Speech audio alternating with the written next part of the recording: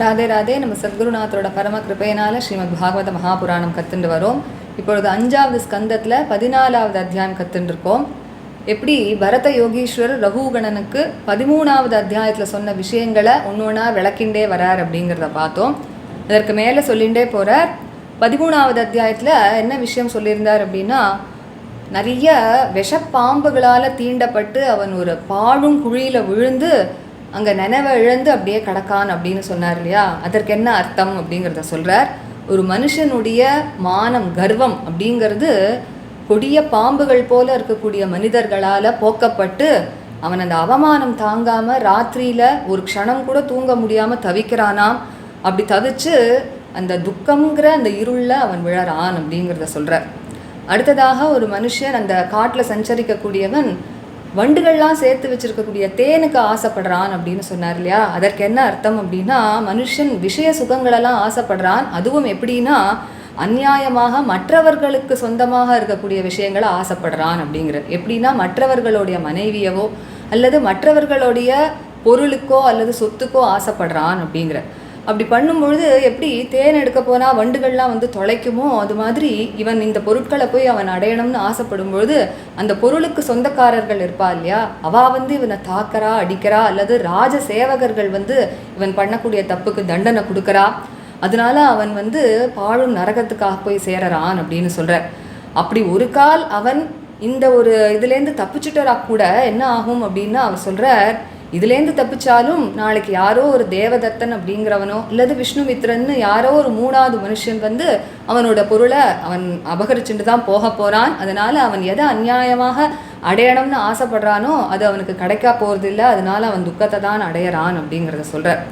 அதனால் என்ன சொல்கிறார் அப்படின்னா, எந்த விதமான கர்மங்களாக வேணாலும் இருக்கட்டும், அது நல்ல கர்மாவாக இருந்தாலும் சரி, கெட்ட கர்மாவாக இருந்தாலும் சரி, அது மூலமாக நம்ம சம்சாரத்தை அனுபவிச்சு தான் ஆகணும் அப்படிங்கிற. எப்படி ஒரு வயலில் போய் நம்ம வந்து விதைகளை நட்டோம் அப்படின்னா அது செடியாக முளைச்சி தான் ஆகுமோ, அது மாதிரி நம்ம எந்த விதமான கர்மா நல்லதோ கெட்டதோ எது பண்ணாலும் நம்மளுக்கு சம்சாரங்கிறது கண்டிப்பாக ஏற்படும் அப்படிங்கிறத சொல்கிறேன். அடுத்ததாக காட்டில் சஞ்சரிக்கக்கூடிய அவர்கள் திடீர்னு குளிரும், திடீர்னு ஒரே வெப்பம், திடீர்னு மழை பொழியறது, திடீர்னு புயல் வீசுறது, அதெல்லாம் தாங்க முடியாமல் கஷ்டப்படுறா அப்படின்னு சொன்னார் இல்லையா? இதுக்கு என்ன அர்த்தம் அப்படின்னா, மனுஷன் 3 விதமான கஷ்டங்கள்னால தவிக்கிறான் அப்படின்னு நம்ம ஏற்கனவே சொல்லியிருக்கோம். ஆத்தியாத்மிகம், ஆதி பௌத்திகம், ஆதி தெய்வீகம் அப்படின்னு. அதைத்தான் அந்த இடத்துல சொல்கிற.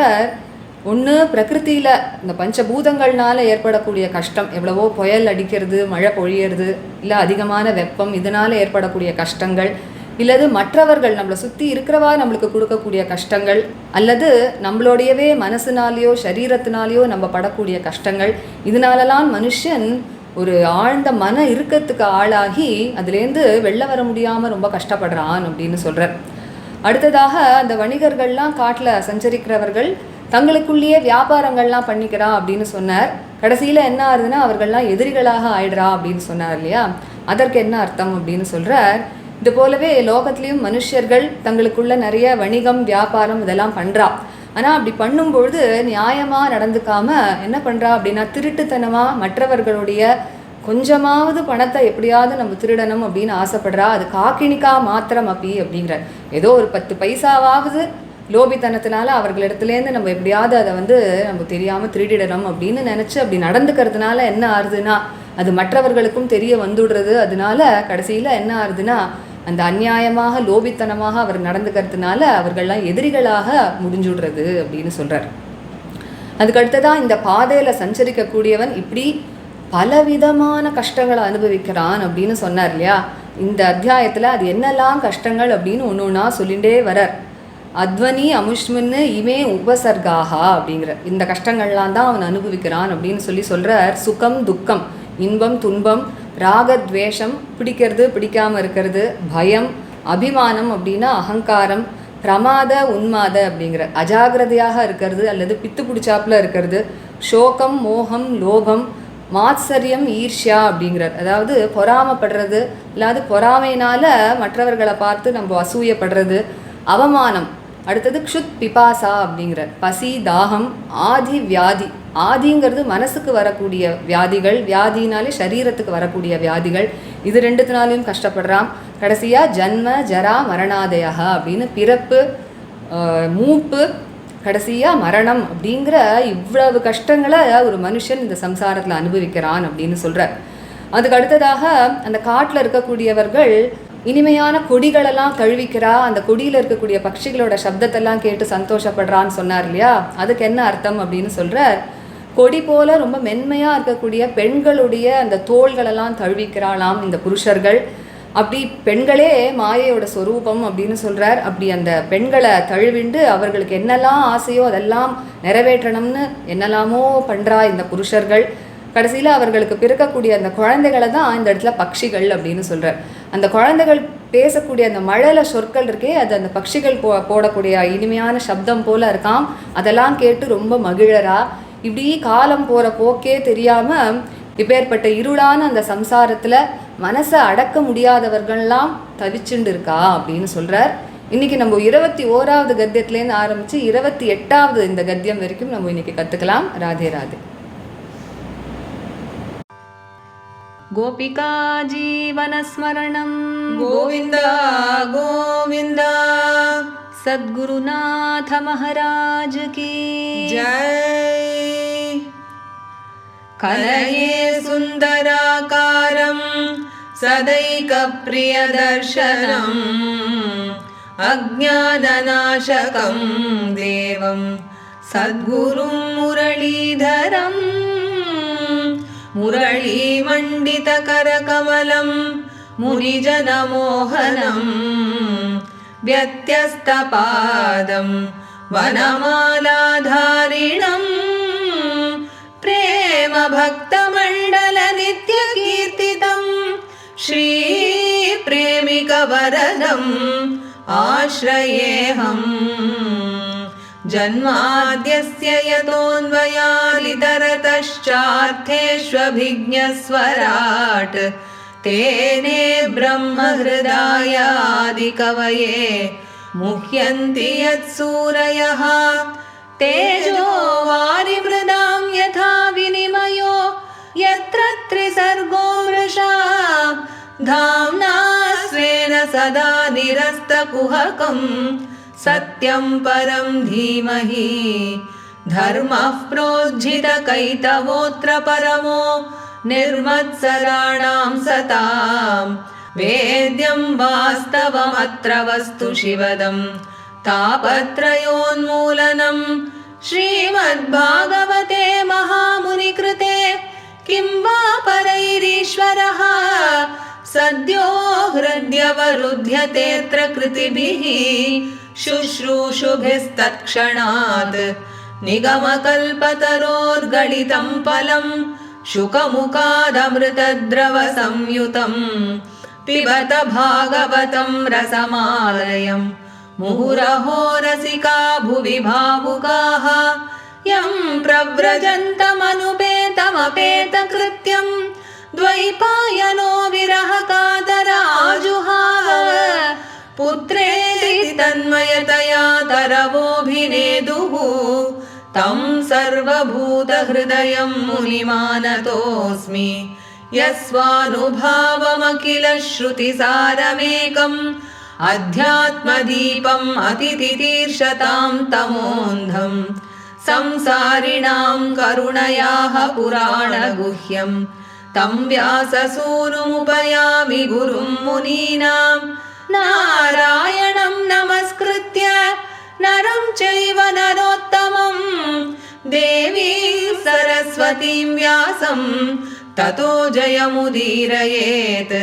कृष्णाय वासुदेवाय देवकीनन्दनाय च नन्दगोपकुमाराय गोविन्दाय नमो नमः। कृष्णाय वासुदेवाय हरये परमात्मने प्रणतक्लेशनाशाय गोविन्दाय नमो नमः। नाम संकीर्तनं यस्य सर्वपापप्रणाशनं प्रणामो दुःखशमनः तं नमामि हरिं परम्। गोपिका जीवनस्मरणं गोविन्द गोविन्द सद्गुरुनाथ महाराज की जय। कदाचित् भग्नमानदंष्ट्रो कदाचित् भग्नमानदंष्ट्रो कदाचित् भग्नमानदंष्ट्रो दुर्जनदन्दशूकैः दुर्जनदन्दशूकैः दुर्जनदन्दशूकैः अलब्धनिद्राक्षणो अलब्धनिद्राक्षणो अलब्धनिद्राक्षणो व्यथितहृदयेन व्यथितहृदयेन व्यथितहृदयेन अनुक्षीयमाणविज्ञानो अनुक्षीयमाणविज्ञानो अनुक्षीयमाणविज्ञानो अन्धकूपे अन्धवत् पतति अन्धकूपेऽन्धवत् पतति अन्धकूपेऽन्धवत् पतति कर्हि स्म चित् काममधुलवान् विचिन्वन् कर्हि स्म चित्काममधुलवान् विचिन्वन् कर्हि स्म चित्काममधुलवान् विचिन्वन् यदा परद्रव्याणि अवरुन्धानो यदा परद्रव्याण्यवरुन्धानो यदा परद्रव्याण्यवरुन्धानो राज्ञा स्वामिभिर्वा निहतः राज्ञा स्वामिभिर्वा निहतः राज्ञा स्वामिभिर्वा निहतः पतति अपारे निरये पतत्यपारे निरये पतत्यपारे निरये अथ च तस्मात् उभयथापिः अथ च तस्मात् उभयथापिः अथ च तस्मादुभयथापिः कर्मास्मिन् आत्मनः कर्मास्मिन् आत्मनः कर्मास्मिन् आत्मनः संसारावपनम् उदाहरन्ति संसारावपनम् उदाहरन्ति संसारावपनम् उदाहरन्ति मुक्तस्ततो यदि बन्धात् मुक्तस्ततो यदि बन्धात् मुक्तस्ततो यदि बन्धात् देवदत्त उपाच्छिनत्ति देवदत्त उपाच्छिनत्ति देवदत्त उपाच्छिनत्ति तस्मादपि विष्णुमित्र इति तस्मादपि विष्णुमित्र इति तस्मादपि विष्णुमित्र इति अनवस्थितिः अनवस्थितिः अनवस्थितिः क्वचिच्च शीतवातादि क्वचिच्च शीतवातादि क्वचिच्च शीतवातादि अनेक आधिदैविक भौतिक आत्मीयानां दशानाम् अनेकाधिदैविक भौतिकात्मीयानां दशानाम् अनेकाधिदैविक भौतिकात्मीयानां दशानां प्रतिनिवारणे अकल्पो प्रतिनिवारणे अकल्पो प्रतिनिवारणे अकल्पो दुरन्तचिन्तया विषण्ण आस्ते दुरन्तचिन्तया विषण्णास्ते दुरन्तचिन्तया विषण्णास्ते क्वचिन्मिथो व्यवहरन् क्वचिन्मिथो व्यवहरन् क्वचिन्मिथो व्यवहरन् यत्किञ्चिद्धनम् अन्येभ्यो वा यत्किञ्चिद्धनम् अन्येभ्यो वा यत्किञ्चिद्धनम् अन्येभ्यो वा काकिणिकामात्रमपि अपहरन् काकिणिकामात्रमप्यपहरन् काकिणिकामात्रमप्यपहरन् यत्किञ्चिद्वा विद्वेषं येति वित्तशाठ्यात् यत्किञ्चिद्वा विद्वेषं येति वित्तशाठ्यात् यत्किञ्चिद्वा विद्वेषमेति वित्तशाठ्यात् अध्वनि अमुष्मिन् अध्वन्यमुष्मिन् इमे उपसर्गाः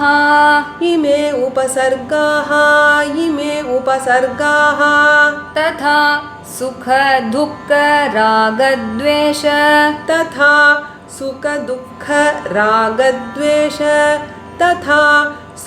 दुःख रागद्वेष भय अभिमान प्रमाद उन्माद भयाभिमान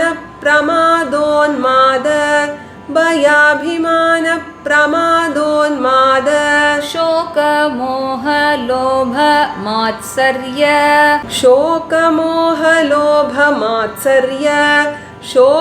मोह लोभ मात्सर्य ईर्ष्या अवमान क्षुत्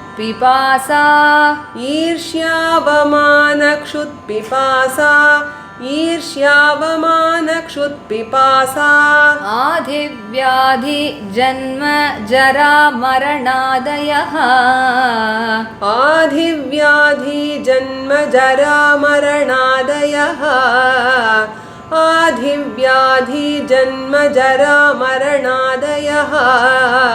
क्वापि देवमायया स्त्रिया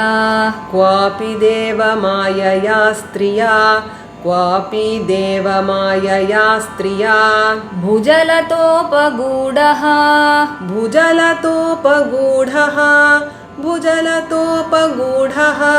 प्रस्कन्न विवेक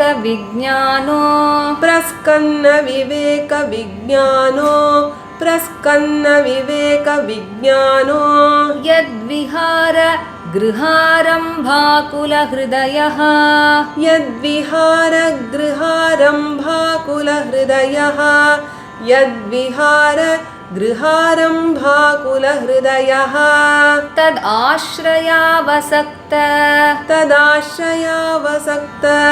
तदाश्रयावसक्त सुत दुहितृकळत्र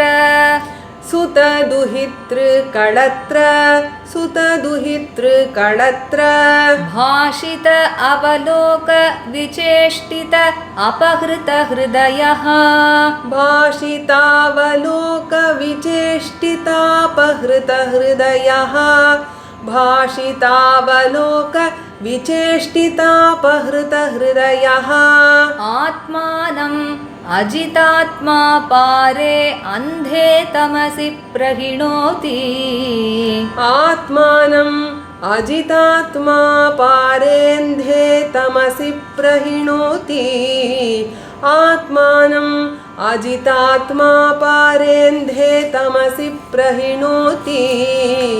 இந்த 21வது கத்தியத்திலேருந்து 28 வரைக்கும் சேர்ந்து படிக்கலாம். कदाचित् भग्नमानदंष्ट्रो दुर्जनदन्दशूकैः अलब्धनिद्राक्षणो व्यतितहृदयेन अनुक्षीयमाणविज्ञानो अन्धकूपे अन्धवत् पतति कर्हि स्मचित् काममधुलवान् चिन्वन् यदा परदार परद्रव्याण्यवरुन्धानो राज्ञा स्वामिभिर्वा निहतः पतत्यपारे निरये अथ च तस्मादुभयथापि कर्मास्मिन् आत्मनः संसारावपनम् उदाहरन्ति मुक्तस्ततो यदि बन्धात् देवदत्त उपाच्छिनत्ति तस्मादपि विष्णुमित्र इत्यनवस्थितिः क्वचिच्च शीतवातादि अनेकाधिदैविक भौतिकात्मीयानां दशानां प्रतिनिवारणे अकल्पो दुरन्तचिन्तया विषण्णास्ते क्वचिन्मितो व्यवहरन् यत्किञ्चिद्धनम् अन्येभ्यो वा काकिणिकामात्रमप्यवहरन् यत्किञ्चिद्वा विद्वेषम् एति वित्तशाठ्यात् अध्वन्यमुष्मिन् इमे उपसर्गाः तथा सुख दुःख राग द्वेष भयाभिमान प्रमादोन्माद शोक मोह लोभ मात्सर्य ईर्ष्यावमान क्षुत्पिपासाधिव्याधि जन्म जरा मरणादयः क्वापि देवमायया स्त्रिया भुजलतोपगूढः प्रस्कन्न विवेक विज्ञानो यद्विहार गृहारम्भाकुल हृदयः तदाश्रयावसक्त सुत दुहितृ कलत्र भाषितावलोक विचेष्टितापहृत हृदयः आत्मानम् अजितात्मा पारे अन्धे तमसि प्रहिणोति। श्रीहरये नमः, श्रीहरये नमः, श्रीहरये नमः। गोपिका जीवनस्मरणं गोविन्द गोविन्द। सद्गुरुनाथ महाराज की जय। இந்த செஷன் படிச்ச ராகம் ஆரம்பி நம்ம அடுத்த செஷன்ல இதுக்கு மேலேயும் இந்த அத்தியாயத்தை கத்துக்கலாம். Radhe Radhe. Radhe Radhe. By the grace of our Sadgurunath Maharaj, we are learning Srimad Bhagavatam Mahapurana, and now in the 5th skanda we are learning the 14th chapter, and we have been seeing how Bharata Yogeshwara is explaining all the tattvas told in the 13th chapter in this 14th chapter. So further he continues, he says, he had said in the 13th chapter that the men are being bitten by poisonous snakes and they fall into a deep pit in darkness and lies there without consciousness, isn't it? So this means that a man's pride or garva is being crushed by evil men who are like these poisonous snakes, and without even getting a wink of sleep in the night because of that ignominy, they lose their consciousness and fall into the dark pit called ignorance and despair, he says. And then he had said that the persons in the forest, they seek drops of honey, that is honey that is collected by bees, and while trying to do so they are bitten by those bees, he had said. So this means that men seek sensuous pleasures, and that too not in the right way. He says these men, they try to enjoy the objects earned by others and which belong to others, like others' wives or others' property, and while trying to do so they are either beaten up by the owner or by the king's servants, and what happens, he goes to the deepest of hells, he says. And if by chance he escapes from these people, what is going to happen is a third person called either Devadatta is going to snatch that object away from him, and some other person called Vishnu Mitra is going to come and snatch it away from that person, and so it goes on like this, and the person is never able to enjoy that object, he says, and because of that again he experiences sorrow, he says. And therefore he says any type of action, whether it is good or bad, it doesn't matter. Any type of action is going to bring about samsara or transmigration for this jiva, he says.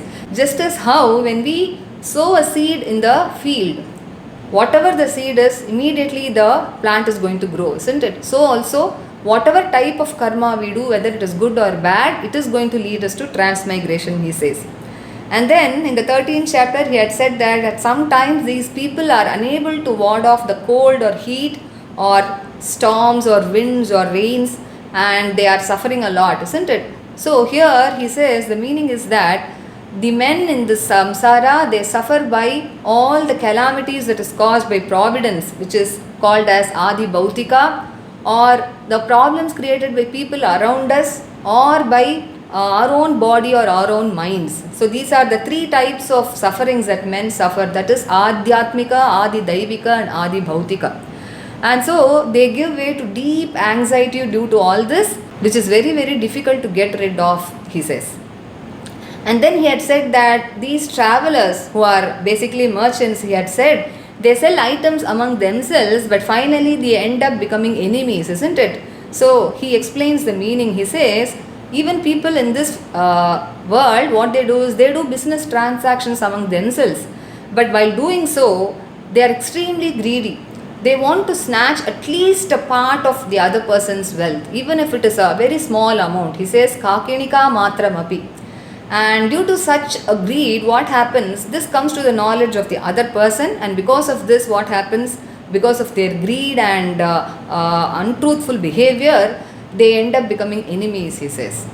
And then he had said that the travelers who are walking on this path, they undergo extreme sufferings, many types of sufferings. And so in this chapter, he explains one by one what are all the sufferings that men undergo in this samsara. He says, Advani amushminni ime upasargaha. So he says these are the sufferings or obstacles that are on this path. He says, Sukha dukkha, that is joy and sorrow, Raga dvesha, likes and dislikes, Bhaya, fear, Abhimana, pride.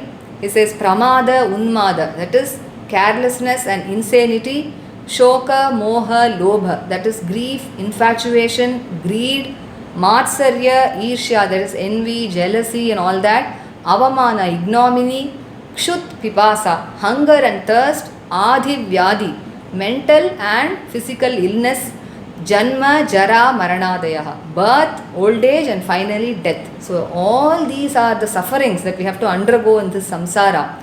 And then he had said that the men in the forest, they cling on to creepers and enjoy the warblings of the birds who are perched on these creepers, isn't it? So this means that men cling on to creeper-like, tender-like arms of the women, he says.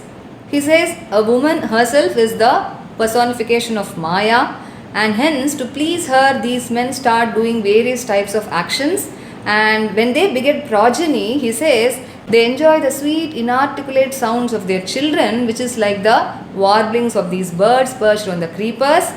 And then he says such men who have uncontrolled minds, they fall into the darkest of samsara. So today we learned from the 21st Gadya till the 28th Gadya. So let us meet in the next session while we learn this chapter further. Radhe Radhe.